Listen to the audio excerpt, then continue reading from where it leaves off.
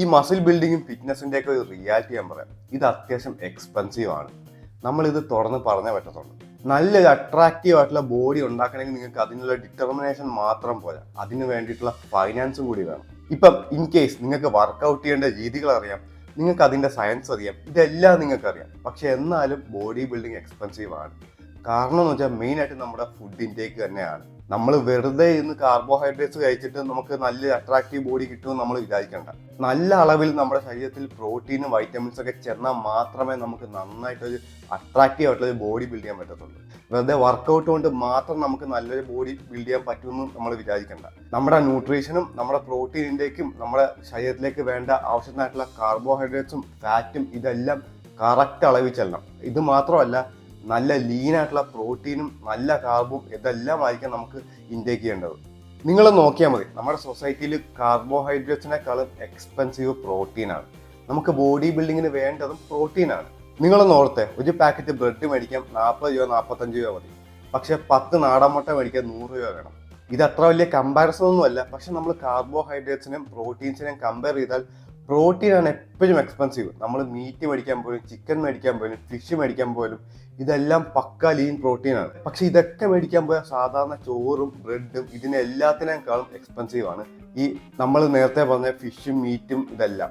പിന്നെ ചില ആളുകൾക്ക് ഇത്രയും പ്രോട്ടീൻ ചിലപ്പോൾ ചെന്നാലും അവർക്ക് അവരുടെ ഗോൾ അച്ചീവ് ചെയ്യാൻ പറ്റിയെന്ന് വരില്ല. കാരണം അവർക്ക് ചിലപ്പോൾ 200 ഗ്രാം പ്രോട്ടീനൊക്കെ ചിലപ്പോൾ വേണ്ടി വരും ഒരു ദിവസം. അപ്പം അവർക്ക് ഈ പ്രോട്ടീൻ ഷെയ്ക്കിനും അതിനെയൊക്കെ ഡിപ്പെൻഡ് ചെയ്യേണ്ടി വരും. അപ്പം ഈ പ്രോട്ടീൻ പൗഡർ മേടിക്കാനും അവരുടെ കുറേ പൈസ പോകും. നമ്മുടെ സൊസൈറ്റിയിൽ ഒരു ധാരണയുണ്ട്, നമ്മൾ ഈ വണ്ണം വെച്ചൊക്കെ ഇരിക്കുന്ന ഒരാളെ കാണുമ്പോൾ അയാൾ ഭയങ്കര റിച്ചാണ്, അങ്ങനെ ഒരാളെ അളക്കും. കാരണം അയാൾക്ക് വണ്ണമുണ്ട് എന്ന് വെച്ചാൽ അയാൾക്ക് അത്ര ഫുഡൊക്കെ മേടിക്കാനുള്ള ഇൻകം ഉണ്ട്. പക്ഷെ അതുപോലെ നിങ്ങൾ നല്ല ഫിറ്റ്നസ് ആയിട്ടുള്ള ഒരാളെ നോക്കിയാലും അയാളും അത്രയും തന്നെ ഇൻവെസ്റ്റ് ചെയ്യുന്നുണ്ട്, ചിലപ്പോൾ അതിൽ കൂടുതൽ ഇൻവെസ്റ്റ് ചെയ്യുന്നുണ്ട് അയാളുടെ ബോഡിക്കായിട്ട്. അതുകൊണ്ട് അയാളുടെ ബോഡി അത്ര പക്കയായിട്ട് ഇരിക്കുന്നത്. നമ്മൾ വെറുതെ കുറെ കാർബ് കഴിച്ചാൽ നമുക്ക് വെറുതെ വണ്ണം വെക്കാം. പക്ഷെ നന്നായിട്ട് മസിൽ ബിൽഡ് ചെയ്യണമെങ്കിൽ നമ്മൾ വേണ്ട അളവിൽ പ്രോട്ടീനും വൈറ്റമിൻസും എല്ലാം നമ്മൾ ഇൻടേക്ക് ചെയ്യണം. അത് മാത്രം പോലെ നന്നായിട്ട് വർക്കൗട്ടും കൂടി ചെയ്യണം. അത് മാത്രമല്ല, ഞാനിപ്പോൾ പറഞ്ഞു വെച്ചാൽ അത്യാവശ്യം വർക്കൗട്ടിനെ പറ്റിയൊക്കെ അറിയാവുന്ന ആളും ഈ എക്സസൈസ് ഒക്കെ എങ്ങനെയാണ് ചെയ്യേണ്ടതെന്നും ഇതിനെപ്പറ്റി എല്ലാം ഒരു നോളജ് ഉള്ള ഒരാളെ പറ്റിയാണ്. അയാൾക്കും ഇത്ര എക്സ്പെൻസീവ് ആണ്. അപ്പം ഇതൊന്നും അല്ലാത്തൊരു ബിഗിനറിന്റെ അവസ്ഥ എന്ന് ആലോചിച്ച് നോക്കിയാൽ ആ ബിഗിനറിന് എന്തൊക്കെ ചിലവുണ്ട്. ഇപ്പം ജിമ്മിൽ പൈസ കൊടുക്കണം. അതിപ്പോൾ അറിയാവുന്ന ആളാണെങ്കിൽ അറിയാത്ത ആളാണെങ്കിൽ ജിമ്മിൽ പൈസ കൊടുക്കണം. പിന്നെ ഈ ബിഗിനർ ആയിട്ടുള്ള ആൾക്കാണെങ്കിൽ ഈ വർക്കൗട്ടിനെ പറ്റി അയാൾക്ക് ഒന്നും അറിഞ്ഞൂടെ, എങ്ങനെയാ മസിൽ ബിൽഡ് ചെയ്യുന്നത് ഇതിനെപ്പറ്റി ഒരു സയൻസും ഒന്നും അറിഞ്ഞൂടാ. അപ്പം അയാൾ ചെയ്യുന്നത് വെച്ചാൽ എന്തുവാ, പേഴ്സണൽ ട്രെയിനിങ്ങിന്റെ പുറകെ.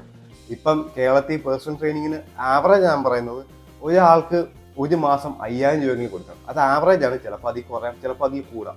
25,000 വരെ മേടിക്കുന്ന ആളുകളുണ്ട്, അതുപോലെ തന്നെ 2000 വരെ മേടിക്കുന്ന ആളുകളുണ്ട്. ഞാനൊരു ആവറേജ് കണക്കാണ് പറയുന്നത്, 5000. അതിന്റെ കൂട്ടത്തിൽ ഈ ഫുഡിനുള്ള പൈസയും ഈ പ്രോട്ടീനും നല്ലതായിട്ടുള്ള വൈറ്റമിൻസ് ആയിട്ടുള്ള ഫുഡിനും നല്ല കാർബിനും വേണ്ടിയിട്ടുള്ള പൈസയും, അത് മാത്രമല്ല ഈ പേഴ്സണൽ ട്രെയിനിങ് കൊടുക്കുന്ന പൈസയും, ഇതെല്ലാം കൂടി ആകുമ്പോൾ ആവറേജ് ആയിട്ടുള്ള ഒരു ഇന്ത്യൻ സിറ്റിസന് ചിലപ്പോൾ ആദ്യം ഭയങ്കരമായിട്ട് എക്സ്പെൻസീവ് ആയിട്ട് വന്നു.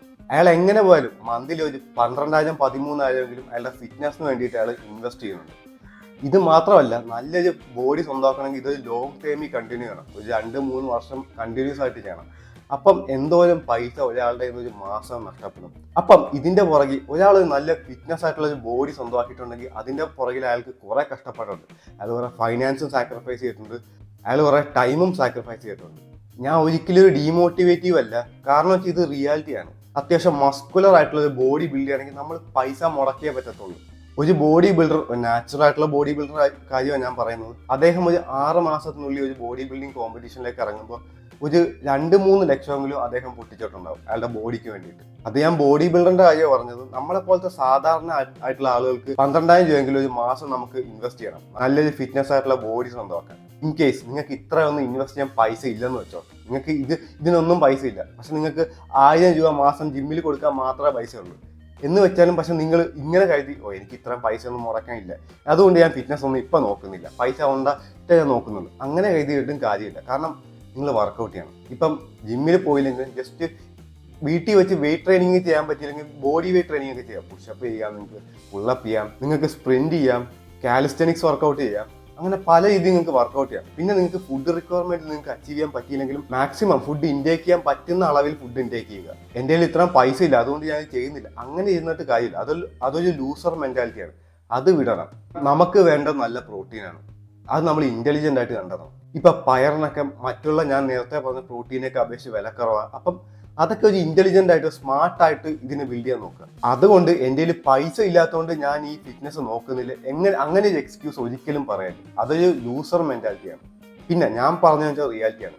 നല്ലൊരു ഫിറ്റ്നസ് അല്ലെങ്കിൽ നല്ലൊരു മസ്കുലർ ആയിട്ടുള്ള ബോഡി വേണമെങ്കിൽ പൈസ മുടക്കിയേ പറ്റത്തുള്ളൂ. പ്രോട്ടീനിനും നല്ല ഫുഡിനും ഇതിനെപ്പറ്റി വലിയ നോളജ് ഇല്ലെങ്കിൽ പേഴ്സണൽ ട്രെയിനിങ്ങിനും മുടക്കിയേ പറ്റത്തുള്ളൂ. നല്ലൊരു ട്രെയിനറിനെ കണ്ടുപിടിച്ച് അതിന് വേണ്ടിയിട്ടുള്ള പൈസ മുടക്കിയേ പറ്റത്തുള്ളൂ. അപ്പം അത്ര ഉള്ളു ഗായ്സ്. നിങ്ങൾക്ക് വീഡിയോ ഇഷ്ടപ്പെട്ടു എന്ന് വിചാരിക്കുന്നു. Thanks for watching.